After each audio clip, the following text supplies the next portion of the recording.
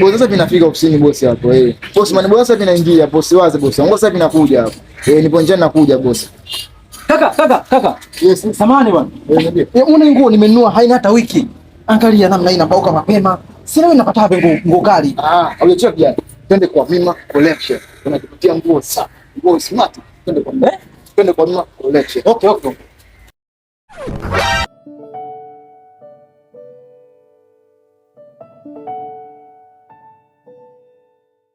Mheshimiwa, wewe ndio nataka nguo. Jana hapa Mima Collection. Chagulie nguo unataka wewe. Mima Collection ndio.